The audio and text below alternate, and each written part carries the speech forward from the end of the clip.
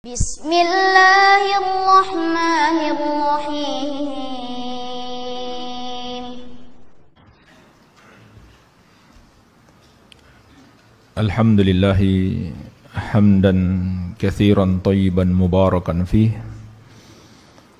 mubarakan alaih, kama yuhibbu rabbuna wa yardah. Ashhadu an la ilaha illallah wahdahu la syarikalah, wa ashhadu anna Muhammadan abduhu wa rasuluh. Sallallahu alaihi wa ala alihi wa sahabatihi ajma'in wa man tabi'ahum bi ihsanin ila yaumiddin, amma ba'd. Fa ikhwani fid din wa akhwati fillah, kaum muslimin wal muslimat yang saya cintai dan saya muliakan, rahimani wa rahimakumullah. Semoga Allah Subhanahu wa ta'ala senantiasa mencurahkan rahmatnya kepada kita sekalian. Akan terjadi berbagai macam fitnah, yaitu musibah dan malapetaka yang menimpa umat manusia. Keributan, kericuhan, perselisihan, dan berbagai macam kemungkaran serta kezaliman. Maka Rasulullah SAW telah memberikan bimbingan kepada kita bagaimana kita mensikapi fitnah-fitnah tersebut. Di dalam hadis Abu Hurairah radhiyallahu anhu yang diriwayatkan Al-Bukhari dan Muslim, Rasulullah SAW bersabda, "Satakunu fitan." Akan terjadi berbagai macam fitnah. Al-qa'id fiha khairu minal qa'im. Orang yang duduk di masa fitnah tersebut lebih baik daripada orang yang berdiri. Wal qa'im fiha khairun minal mashi. Dan orang yang berdiri lebih baik daripada orang yang berjalan menuju kepada fitnah itu. Wal mashi fiha khairun minas sa'i. Dan orang yang berjalan masih lebih baik daripada orang yang berlari menuju kepada fitnah itu. Wa may yushrif laha tashrifhu. Dan barang siapa yang mencoba masuk ke dalam fitnah, maka dia akan binasa. Wa man wajada malja'an aw ma'adhan falya'udz bihi. Dan barang siapa mendapati tempat berlindung, hendaklah dia berlindung padanya. Jemaah sekalian, hadis yang mulia ini bermakna menyuruh kita menjauh dari berbagai macam fitnah. Jangan mendekat, jangan ikut campur, jangan masuk ke dalamnya, baik dengan lisan kita ataupun anggota tubuh kita, atau tindakan-tindakan kita, atau tulisan-tulisan kita. Sekarang medsos, kita mengetik dengan jari kita, itu adalah perwakilan dari lisan dan hati kita. Maka menjauh darinya, jangan masuk kepadanya. Inilah pesan Nabi Muhammad SAW kepada kita, untuk menjauhi keributan, menjauhi perselisihan, menjauhi kemungkaran, menjauhi kezaliman, menjauhi kecurangan, menjauhi semua yang bisa menjerumuskan kita dalam kesesatan, maka kita akan menjadi orang yang berbahagia. Dalam hadis yang diriwayatkan Imam Abu Daud dari sahabat yang mulia Al-Miqdad bin Al-Aswad radhiyallahu anhu, Rasulullah sallallahu alaihi wasallam bersabda, "Innas sa'ida laman junnibal fitan." Innas sa'ida laman junnibal fitan. Innas sa'ida laman junnibal fitan. Walaman ibtuliya fasabara fawahan. 3 kali beliau mengatakan, sesungguhnya orang yang berbahagia itu yang dijauhkan dari fitnah-fitnah. Sesungguhnya orang yang berbahagia itu yang dijauhkan dari fitnah-fitnah. Sesungguhnya orang yang berbahagia itu yang dijauhkan dari fitnah-fitnah. Dan apabila dia diuji dengan fitnah, maka dia bersabar. Maka itu sangat menakjubkan. Inilah jemaah sekalian, kunci kebahagiaan di masa-masa fitnah. Rasulullah SAW menyuruh kita untuk menjauhi, jangan masuk ke dalamnya. Tetapi apa yang terjadi hari ini? Semua orang seakan-akan merasa berhak untuk berbicara. Semua orang mentang-mentang punya FB, semua peristiwa dia komentari. Asal ada berita yang bisa bikin ramai, dia sebarkan. Entah kepentingan apa di balik itu.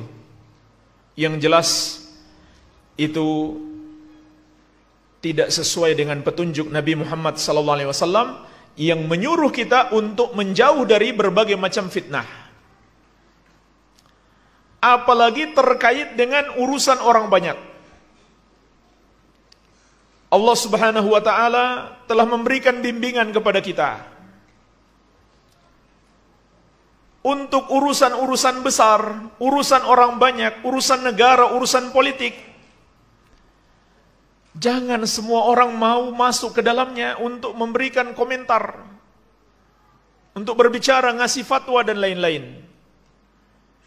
Dalam surat An-Nisa ayat ke-83 Allah mengingatkan kita, wa idza ja'ahum amru minal amni awil khaufi adza'u bih. Apabila datang kepada mereka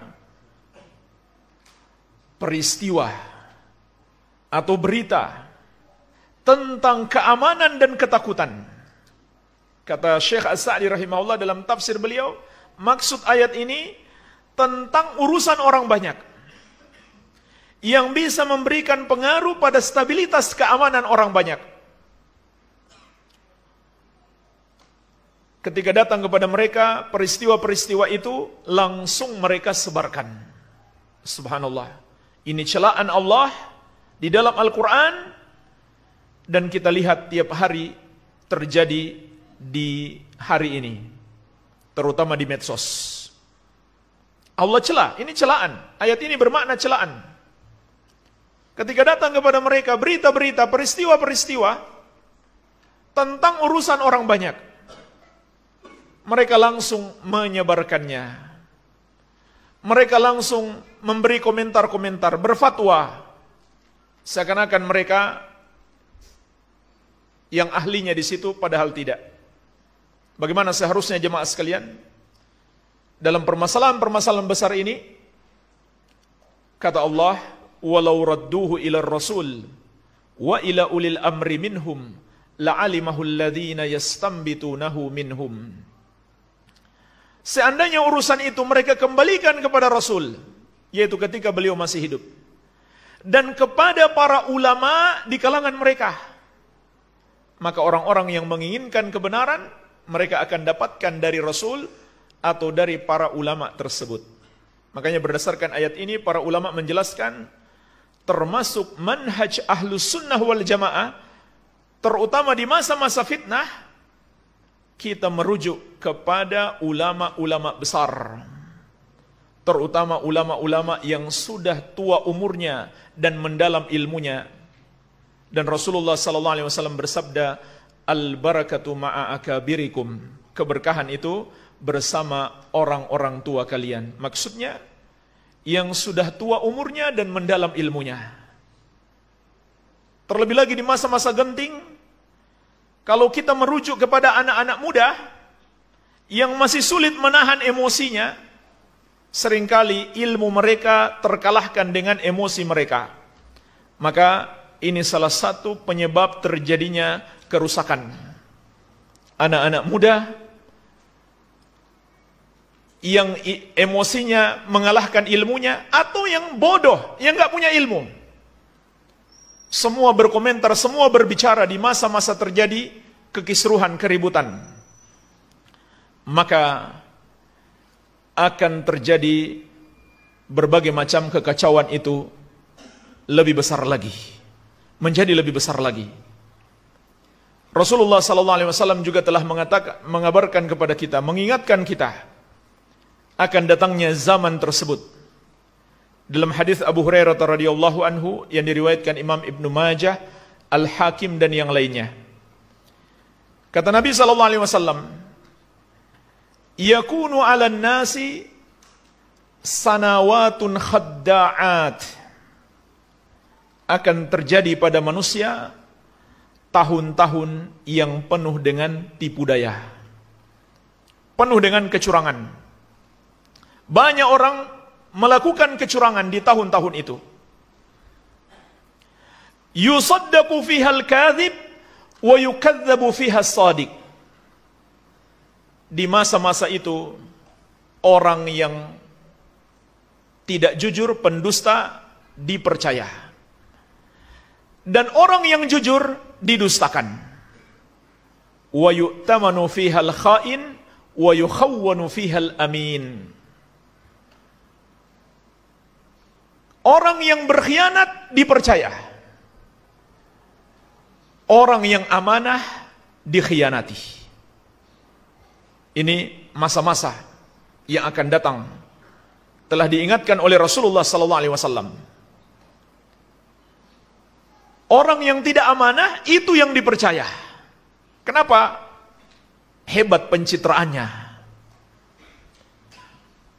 Luas iklannya karena dia punya uang.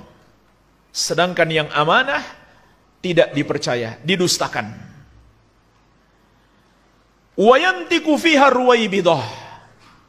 Dan kata Nabi SAW, di masa-masa itu akan berbicara ar-ruwaibidah. Qila wa ma ruwaibidah? Ditanyakan kepada beliau, ya Rasulullah, siapa itu ar-ruwaibidah? Maka Nabi SAW bersabda, ar-rajulu tafih yatakallamu fi amril ammah. Orang bodoh yang berbicara tentang urusan orang banyak. Inilah jamaah sekalian. Mungkin sudah kita saksikan hari ini apa yang dikabarkan oleh Nabi SAW. Banyak orang bodoh berbicara tentang urusan orang banyak. Siapa yang dimaksud orang bodoh di sini? Apakah bodoh dia nggak ngerti fisika?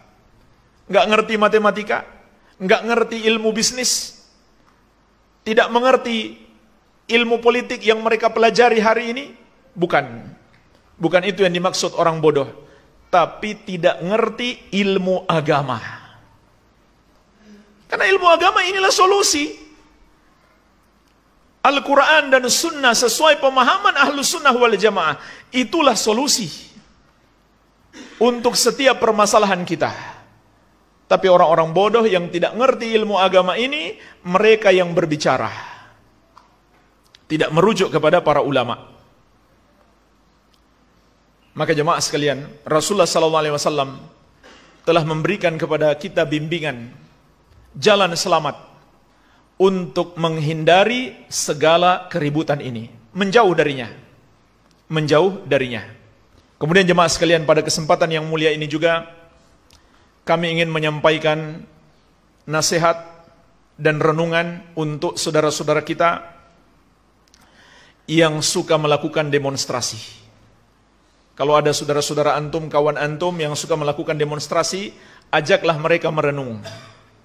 Ajaklah mereka berbicara baik-baik, memberikan nasihat untuk memikirkan dampak perbuatan mereka itu di masa yang akan datang. Maka jemaah sekalian, pada kesempatan ini marilah kita renungkan mudarat-mudarat yang ditimbulkan dari aksi-aksi demonstrasi. Kita tidak berbicara di satu negeri, tapi di seluruh negeri, terutama di negeri-negeri kaum muslimin. Dan kita mengatakan, kita merasakan yang sama apabila kaum muslimin disakiti. Kita terluka, kita marah, tetapi mungkin kita beda dalam menyikapi hal tersebut. Kita tidak melakukan demonstrasi. Kenapa? Karena mudarat-mudaratnya sangat banyak. Mudarat yang pertama, yang ingin kita ajak mereka merenung untuk memikirkan mudarat ini jangan sampai timbul. Demonstrasi itu akan memunculkan mudarat yang lebih besar. Apa mudarat yang lebih besar itu? Di antaranya adalah hilangnya nikmat keamanan dan tumpahnya darah kaum muslimin. Ini jemaah sekalian. Bukan kita tidak setuju merubah kemungkaran. Yang tidak kita setuju adalah caranya yang memunculkan kemungkaran yang lebih besar. Jadi tidak tepat kalau mereka mengatakan ini berdasarkan dalil. Man ra'a minkum mungkaran falyughayyirhu biyadihi. Ya akhi, antum salah paham kalau pakai dalil itu. Barang siapa melihat kemungkaran, maka rubahlah dengan tangannya. Kemudian diartikan itu demonstrasi. Itu tidak benar. Bukan seperti itu cara merubah kemungkaran. Demonstrasi itu adalah kemungkaran itu sendiri yang dianggap hal yang ma'ruf. Katakanlah benar, demonstrasi cara merubah kemungkaran dengan tangan. Tetapi jemaah sekalian, syariat mengajarkan kepada kita tidak boleh merubah kemungkaran lalu memunculkan kemungkaran yang lebih besar. Ingat ketika para sahabat minta izin kepada Rasulullah SAW untuk memberikan hukuman sepantasnya kepada orang-orang munafik di kota Madinah, terutama gembongnya Abdullah bin Ubay bin Salul. Karena mudarat yang mereka timbulkan itu luar biasa. Sampai-sampai hampir menghancurkan negara kaum muslimin. Itu yang dilakukan orang munafik di kota Madinah. Perbuatan-perbuatan mereka seringkali sampai menghilangkan nyawa kaum muslimin. Orang-orang munafik, luar biasa bahaya mereka. Para sahabat pun minta izin untuk memberikan hukuman yang sepantasnya kepada mereka. Umar bin Khattab radhiyallahu anhu minta izin kepada Rasulullah sallallahu alaihi wasallam untuk memberikan hukuman mati kepada Abdullah bin Ubay bin Salul. Abdullah bin Ubay bin Salul. Maka apa jawab Nabi Muhammad sallallahu alaihi wasallam? Da'hu la yatahaddasun nas anna Muhammadan yaqtulu ashabah. Biarkan dia. Agar manusia tidak kemudian mengatakan Muhammad membunuh para sahabatnya. Hadis ini sahih, diriwayatkan Al-Bukhari dan Muslim. Rasulullah SAW tidak menggunakan kekuatan tangan beliau untuk merubah kemungkaran orang yang sangat bermudarat kepada Islam. Bukan muslim, munafik. Munafik itu lebih berbahaya daripada orang kafir. Orang kafir sudah jelas-jelas kita lihat terang, jelas bahayanya. Munafik musuh dalam selimut. Lebih berbahaya. Apalagi kalau masih saudara kita sama-sama muslim.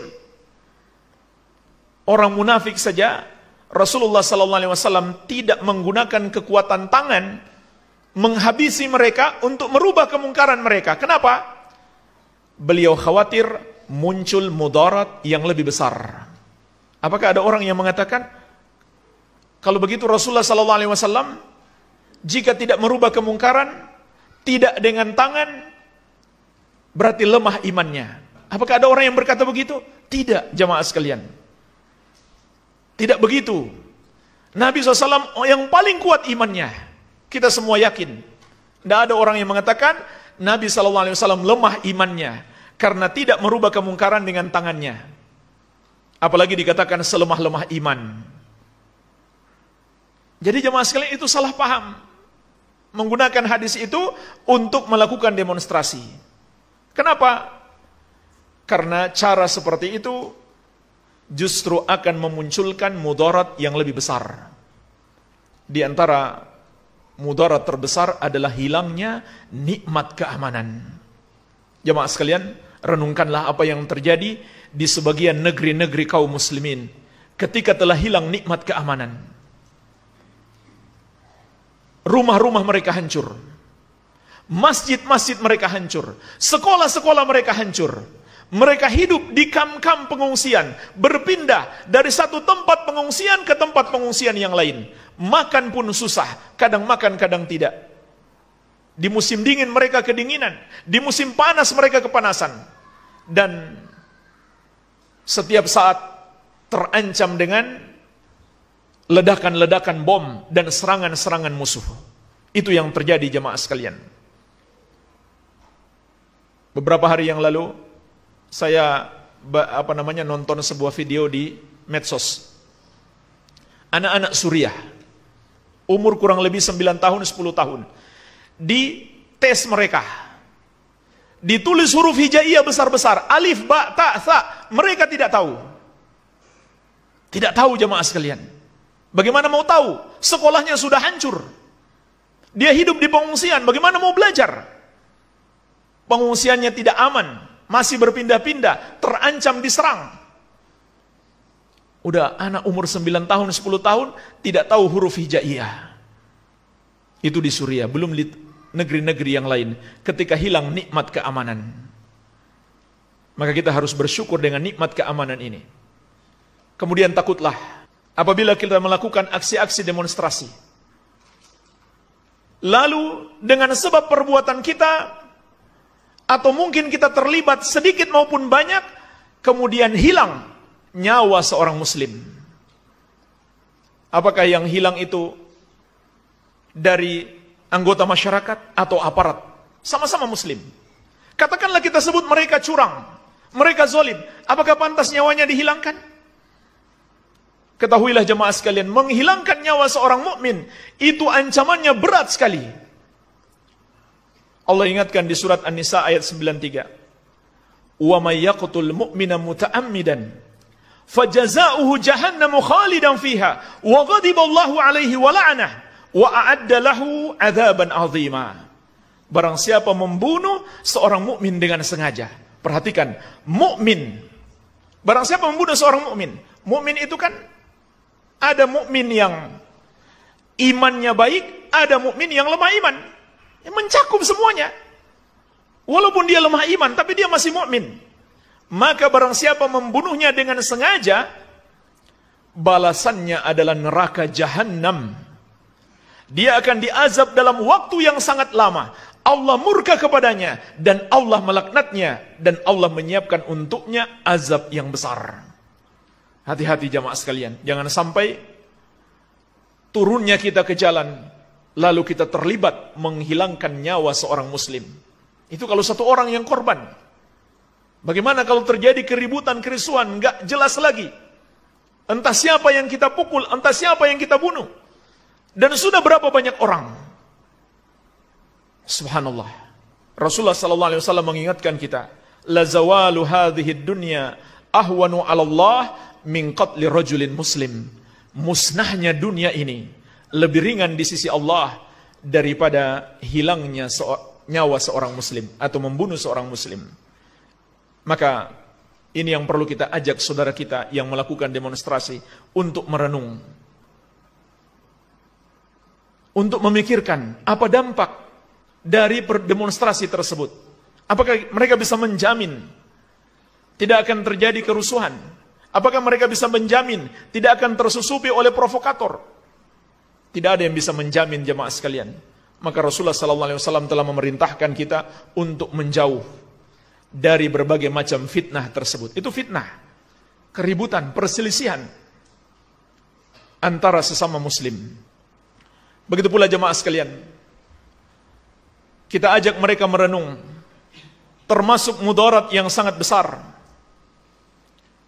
Sekedar kita membuat satu kompleks perumahan terganggu, atau membuat orang sulit lewat di jalan.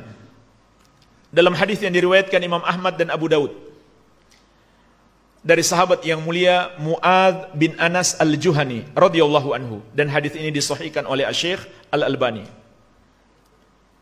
Rasulullah sallallahu alaihi wasallam bersabda, "Man dayyaqa manzilan aw qata'a tariqan fala jihada lahu." Barang siapa menyempitkan perumahan atau memutus jalan, membuat orang sulit lewat, maka tidak ada jihad baginya. Itu kalau dia sedang berjihad.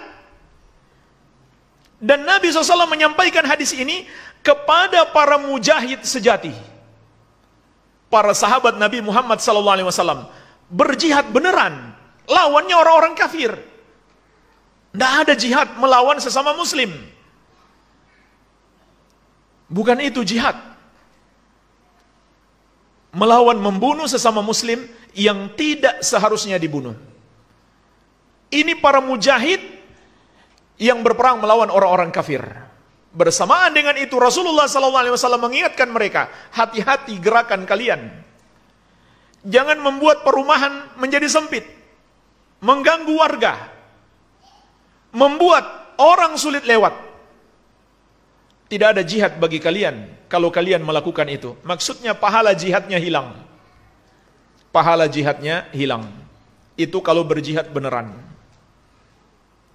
Bagaimana lagi kalau yang mereka lakukan bukan jihad? Dan ini juga pantas direnungkan.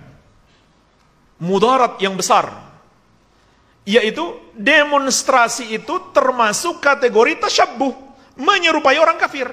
Memangnya dari mana demonstrasi itu jamaah sekalian? Demonstrasi itu berasal dari orang-orang kafir. Dan demonstrasi itu merupakan bagian penting dari demokrasi. Makanya di negara-negara demokrasi, demonstrasi itu dilindungi oleh undang-undang.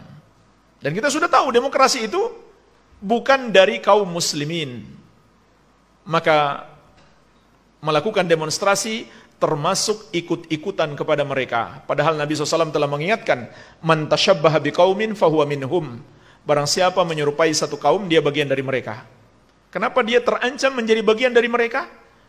Karena menyerupai mereka termasuk wala kepada mereka, termasuk sikap loyalitas kepada mereka. Bagaimana mungkin kita mau memperjuangkan Islam dengan cara bersikap loyal kepada orang-orang kafir? Itu cara mereka. Dan mereka senang kita ikut melakukannya. Dan mereka tahu demonstrasi itu sangat besar potensinya untuk menghancurkan satu negeri. Yang terjadi di Suriah itu berawal dari demonstrasi. Begitu pula pernah dulu terjadi pembantaian di Mesir, di Tunisia, di Libya, dan lain-lain. Itu awalnya dari demonstrasi. Walaupun jemaah sekalian, walaupun tuntutan mereka sebagian itu tercapai. Mereka ingin mengganti penguasa, tercapai tuntutan mereka. Tetapi telah terjadi mudarat yang lebih besar. Telah terjadi mudarat yang lebih besar.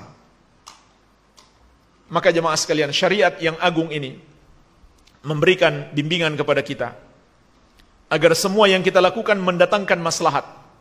Kalaupun mengandung mudarat, mudaratnya lebih kecil, maslahatnya lebih besar. Kalau mudaratnya lebih besar, tidak boleh. Apalagi kalau hampir-hampir tidak ada maslahatnya, hanya mudarat yang lebih banyak mendominasinya. Jadi jemaah sekalian, ini yang harus difikirkan. Kemudian mengeluarkan perempuan ke jalan. Perempuan itu kata Allah, waqarna fi buyutikunna. Tinggallah kalian di rumah-rumah kalian, supaya tidak jadi bahan tontonan orang. Yang berdemo pun sengaja ingin ditonton. Selfie-selfie kan, nanti masuk medsos. Ya. Laki-laki dan perempuan. Ya. Mungkin kalau mereka nggak selfie-selfie, sedikit yang nonton. Tapi faktanya begitu. Seharusnya wanita itu disimpan, ditutupi. Makanya disuruh tinggal di rumah, bukan dijadikan bahan tontonan. Kemudian ada sebuah kisah yang mungkin bisa juga menjadi renungan tentang penguasa yang sangat zalim di masa Al-Imam Ahmad rahimahullahu ta'ala. Para penguasa di masa hidup beliau itu sangat zalim. Dan dosanya sudah sampai tingkat kekafiran. Hanya saja belum terpenuhi syarat-syarat pengkafiran, sehingga masih dianggap muslim. Dan luar biasa kezalimannya, menyiksa dan membunuh kaum muslimin, bahkan ratusan ulama. Bukan hanya di penjara, bukan hanya dikejar-kejar sampai lari ke negeri orang, tidak. Ditangkap, di penjara, disiksa, dan ada yang mati. Tidak sedikit yang mati. Dan Imam Ahmad rahimahullah termasuk yang hampir mati, hampir saja. Sedikit lagi beliau hampir hilang nyawanya karena betapa dahsyatnya siksaan yang beliau rasakan. Maka disebutkan oleh Imam Ibnu Muflih dalam kitab beliau Al-Adab Asy-Syar'iyyah, qala Hambal, berkata Hambal, ijtama'a fuqaha Baghdad fi wilayatil Wathiq. Telah berkumpul para ulama di kota Baghdad di masa pemerintahan Al-Wathiq ila Abi Abdullah, yakni Imam Ahmad bin Hambal rahimahullahu taala. Mereka berkumpul minta pendapat Imam Ahmad rahimahullah. Apa kata mereka? Innal amra qad tafaqama wa fasha ya'nuna idharal qaul bi khalqil Qur'an wa ghairi dzalik. Sesungguhnya kata mereka, kezaliman penguasa ini sudah semakin parah, sudah merajalela. Apa yang mereka maksudkan? Kekufuran. Pendapat Al-Quran itu makhluk. Ini kufur jamaah sekalian. Bukan hanya dosa kecurangan biasa. Ini sampai tingkat kekufuran. Bersamaan dengan itu menyiksa para ulama, bahkan membunuh para ulama. Bukan orang-orang biasa yang dia bunuh. Luar biasa kezalimannya. Kata mereka, wala narda bi imaratihi wala sultanihi. Kami tidak ridha. Kami tidak ridha dengan pemerintahannya dan kepemimpinannya.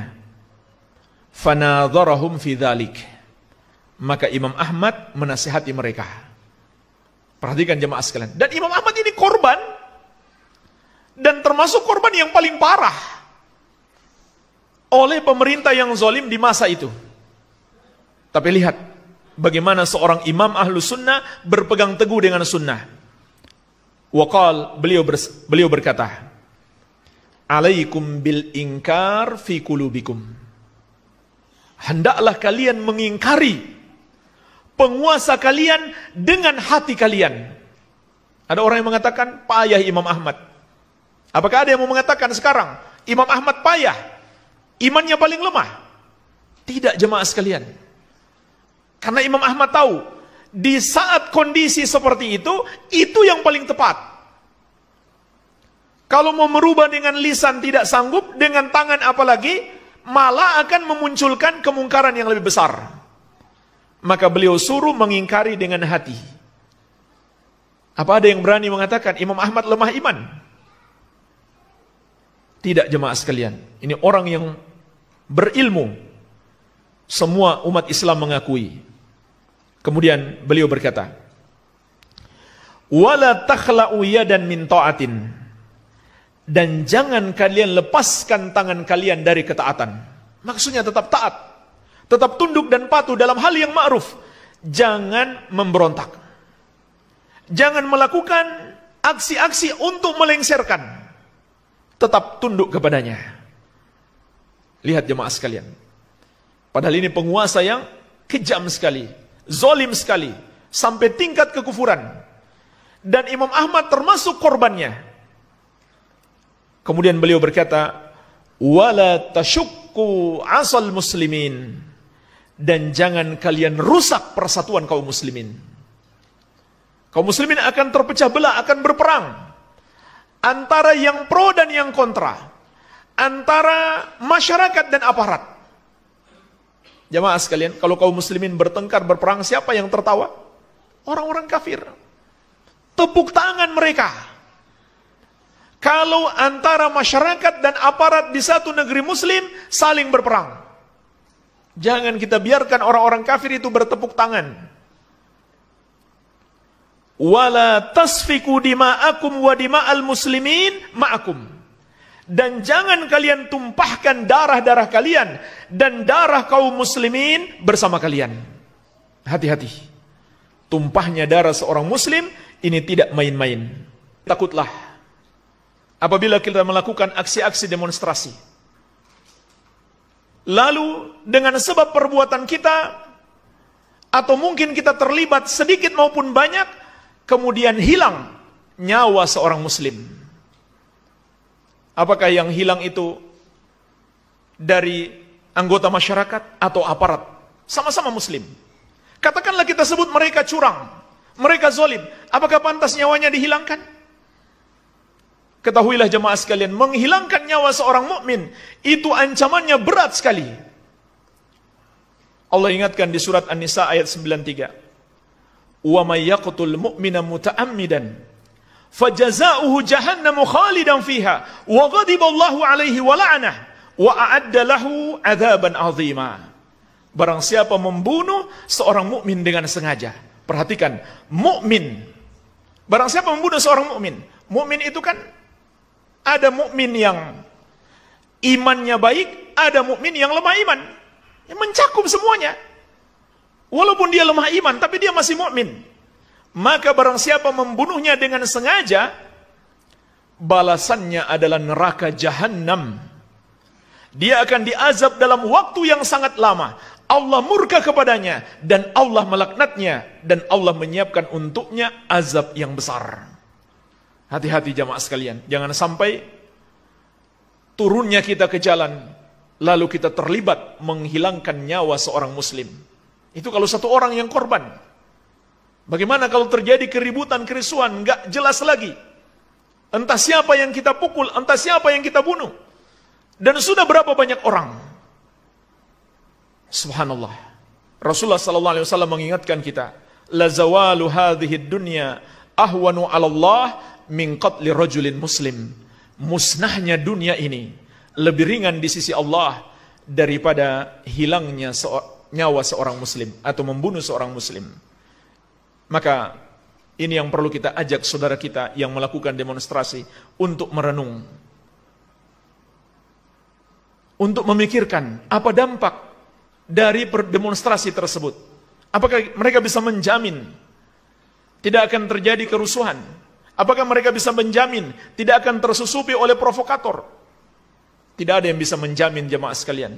Maka Rasulullah SAW telah memerintahkan kita untuk menjauh dari berbagai macam fitnah tersebut. Itu fitnah, keributan, perselisihan antara sesama muslim. Wanzuru fi akibati amrikum, dan pandanglah akibat perbuatan kalian kelak. Jangan ikuti emosi sesaat. Fikirkan apa dampak yang kita lakukan. Jangan turuti emosi sesaat kita yang kemudian kita akan menyesal. Wasbiru hatta yastariha barrun wa yustarahu min fajir, dan bersabarlah kalian sampai orang baik bisa beristirahat atau diistirahatkan dari orang yang zalim itu. Artinya apa jemaah sekalian? Sabar itu solusi. Jangan kita kira sabar itu bukan solusi. Sabar itu solusi. Lihatlah bagaimana Allah menghancurkan Fir'aun wa tammat kalimatu rabbikal husna ala bani Israel bima sabaru.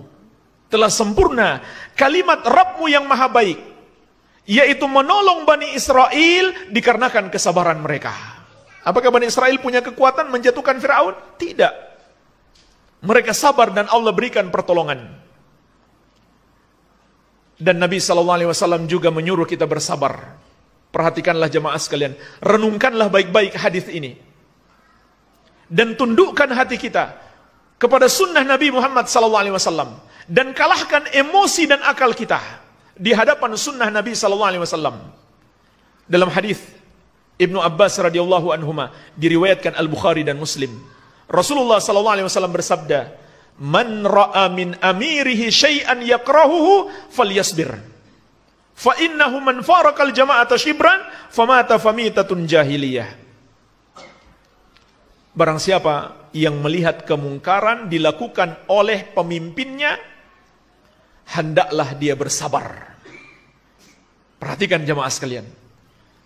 Ini perintah Nabi SAW. Kalau kita melihat kemungkaran, kezaliman, kecurangan pada pemerintah kita, Rasulullah SAW menyuruh untuk bersabar. Karena sesungguhnya barang siapa yang berusaha melengsarkan pemerintahnya, menggulingkan pemerintahnya sejengkal saja, nggak usah banyak, usahanya nggak banyak, hanya sejengkal, kemudian dia mati dalam keadaan seperti itu, matinya jahiliyah. Jadi kalau dia membunuh orang dosa besar, kalau dia yang mati, matinya jahiliyah. Begitu pula dalam hadis Usaid bin Hudayr radhiyallahu anhu, juga diriwayatkan Al-Bukhari dan Muslim. Rasulullah SAW bersabda, "Innakum satalqawna ba'di atharatan." Sesungguhnya kalian akan melihat sepeninggalku para pemimpin yang curang. Maka Nabi SAW berpesan kepada kita bagaimana menghadapi para pemimpin seperti ini. Dan apa yang akan kita dapatkan kalau kita mengikuti pesan Nabi SAW. Beliau bersabda, "Fasbiru hatta talqawni alal haud." Maka bersabarlah kalian agar kalian berjumpa denganku di telaga. Maka kita harus khawatir. Kalau kita nggak sabar, kita tempuh cara-cara yang bertentangan dengan syariat untuk melawan kezaliman pemerintah, kita terancam tidak akan berjumpa dengan Rasulullah SAW di telaga beliau dan tidak bisa minum dari telaga beliau. Walaupun perlu saya ingatkan juga jemaah sekalian, terdapat hadis-hadis sahih orang yang mendukung kezaliman penguasa dan membenarkan kedustaan mereka, dia juga terancam tidak bisa minum dari telaga Rasulullah SAW. Jadi bersabar itu bukan berarti yang zalim itu kita dukung, kecurangan kita dukung, kedustaan kita benarkan. Bukan begitu maknanya. Sabar itu artinya kita tidak melengsarkan pemerintah kita selama dia masih muslim. Dan itu sepakat ulama, hukumnya haram melengsarkan pemerintah muslim. Tidak ada perbedaan pendapat. Kata An-Nawawi, ajma'a ahlus sunnah ala annahu la yan'azilu sultan bil fisqi. Ahlus sunnah sudah sepakat bahwasanya tidak boleh melengsarkan pemerintah karena kefasikan atau dosa-dosa besar yang dia lakukan. Demo itu termasuk kategori pemberontakan dalam syariat. Demonstrasi terhadap pemerintah termasuk kategori pemberontakan, yaitu mengkritik pemerintah secara terbuka. Dan ini berlaku juga di medsos. Mengkritik pemerintah di medsos atau di mimbar-mimbar. Sebagaimana kata Syekh Ibnu Utsaimin rahimahullah ketika beliau menjelaskan hadis tentang pemberontakan pertama sekali terjadi, yaitu Dzul Khuwaisirah yang sok menasihati Rasulullah SAW. Kata dia, "I'dil ya Muhammad, fa innaka lam ta'dil." Berlaku adillah engkau wahai Muhammad, karena kamu tidak berlaku adil. Maka kata Syekh Ibnu Utsaimin rahimahullah, hadis ini merupakan akbaru dalilin, sebesar-besarnya dalil yang menunjukkan pemberontakan itu terjadi dengan kata-kata, bukan hanya dengan senjata. Bukan hanya dengan senjata, tapi juga dengan kata-kata. Ditambah lagi, pemberontakan dengan senjata tidak akan terjadi sebelum ada pemberontakan dengan kata-kata. Nggak mungkin terjadi sebelum orang diprovokasi dulu, dipanas-panasi dulu, dengan menjelek-jelekkan pemerintah, mereka jadi panas, kemudian mereka memberontak. Dan jemaah sekalian, ulama Islam seluruhnya sepakat, ulama Ahlus Sunnah maksudnya, seluruhnya sepakat, haram hukumnya memberontak. Tidak ada perbedaan pendapat. Kemudian di bagian akhir Imam Ahmad berkata, laisa hadza sawaban, hadza khilaful athar. Perbuatan ini tidak benar, membangkang kepada pemerintah, berusaha melengsarkannya. Ini menyelisihi athar, menyelisihi petunjuk Nabi Muhammad SAW, sebagaimana hadis-hadis yang telah kita sebutkan. Yang terakhir jemaah sekalian, kita menjauhi segala keributan, menjauhi fitnah, dan kita bersabar. Lalu apa yang kita lakukan? Kalau kita punya kemampuan memberi nasihat yang baik, berikan nasihat. Dan Nabi SAW telah membimbing kita bagaimana cara menasihati penguasa. Man arada an yansah li sultan fala yubdihi alaniyatan. Siapa yang ingin menasihati penguasa, jangan dia tampakkan terang-terangan. Dan ingat, sabar itu solusi, bukan sia-sia. Begitu pula berdoa, itu juga solusi, bukan hal yang sia-sia. Dan juga jemaah sekalian, kita memperbaiki diri kita masing-masing. Kita mendekatkan diri kepada Allah di masa-masa fitnah, itu juga solusi. Paling tidak untuk diri kita sendiri. Dan ini secara umum, menghadapi masa-masa fitnah, kita harus lebih meningkatkan ibadah. Dalam hadis riwayat Muslim dari sahabat yang mulia Ma'qil bin Yasar radhiyallahu anhu, Nabi SAW bersabda, al-ibadatu fil harj kahijratin ilayya. Beribadah di masa fitnah, di masa terjadi kericuhan, keributan, perselisihan, kemungkaran, maka pahalanya seperti berhijrah kepadaku. Jadi pahalanya lebih besar. Pahalanya lebih besar. Dan jemaah sekalian, mengapa penting kita lebih meningkatkan ibadah di masa-masa terjadi fitnah? Karena itulah kunci mendapatkan hidayah dari Allah. Dengan ketakwaan, dengan ibadah, Allah memberikan hidayah kepada hati kita, sehingga terlihat mana yang benar dan mana yang salah. Sebagaimana firman Allah, in tattaqullaha yaj'al lakum furqanan. Kalau kamu bertakwa kepada Allah, Allah akan berikan kepada kamu furqan, ilmu untuk membedakan mana yang benar dan mana yang salah, mana yang bermanfaat dan mana yang berbahaya. Dan takwa itu solusi. Justru itulah solusi terbaik. Wa may yattaqillaha yaj'al lahu makhraja. Barang siapa bertakwa kepada Allah, maka Allah akan berikan jalan keluar baginya. Kalau berpadu sabar dengan takwa, maka solusinya semakin kuat. Sebagaimana kata Allah, wa in tasbiru wa tattaqu la yadurrukum kaiduhum syai'a. Kalau kamu sabar dan bertakwa, maka segala tipu daya mereka, rencana-rencana jahat mereka tidak akan membahayakan kamu sedikit pun. Apa yang kamu takutkan? Allah sudah berikan solusi.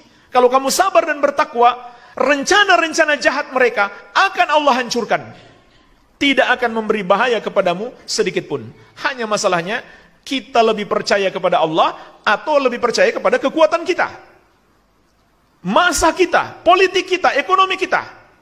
Maka jemaah sekalian, orang beriman tentu dia lebih percaya kepada Allah dan dia lebih tunduk kepada sunnah Nabi SAW daripada menuruti emosinya atau akal-akalannya. Yang terakhir, jamaah sekalian, sebuah hadis diriwayatkan Imam Muslim dari Abu Hurairah radhiyallahu anhu, Nabi SAW bersabda, "Badiru bil a'mali fitanan, kaqita'il lailil mudlim." Kaqita'il lailil mudlim. Bersegeralah kalian melakukan amal-amal kebaikan untuk menghadapi berbagai macam fitnah yang akan datang bagaikan potongan-potongan malam yang kelam. Ya, fitnah itu akan semakin parah seperti datangnya malam. Semakin malam semakin gelap. Sampai-sampai kata Nabi SAW, datang satu masa, yusbihu rajulu fiha mu'minan wa yumsi kafiran, au yumsi fiha mu'minan wa yusbihu kafiran. Akan ada satu masa di mana seseorang pagi harinya masih beriman, sore harinya sudah kafir. Sore harinya masih beriman, pagi harinya sudah kafir. Perhatikan jemaah sekalian, betapa dahsyatnya fitnah di masa itu. Yabi'u dinahu bi'aradim minad dunia. Dia jual agamanya dengan sedikit keuntungan dunia. Dia jual prinsipnya, manhajnya demi keuntungan-keuntungan duniawi. Maka hati-hatilah. Solusinya, kata Nabi SAW, hendaklah kita segera melakukan amal-amal kebaikan. Dan di antara amal kebaikan yang harus lebih kita tingkatkan adalah mendalami ilmu agama. Karena ini kunci segala kebaikan. Kemudian mengamalkannya dan berdakwah kepadanya. Jemaah sekalian, ini saja yang bisa saya sampaikan. Dan mohon maaf, mungkin saya tidak bisa menjawab pertanyaan-pertanyaan. InsyaAllah banyak para ustadz kita di sini yang lebih pantas menjawab pertanyaan-pertanyaan. Semoga yang sedikit ini bermanfaat. Lebih dan kurangnya juga saya mohon maaf. Wabillahi taufik. Subhanakallahumma bihamdik. Asyhadu an la ilaha illa anta astaghfiruka wa atubu ilaik. Wa sallallahu ala nabiyyina Muhammadin wa alihi wasallam. Wa akhiru da'wana anil hamdulillahi rabbil alamin. Wassalamu alaikum warahmatullahi wabarakatuh.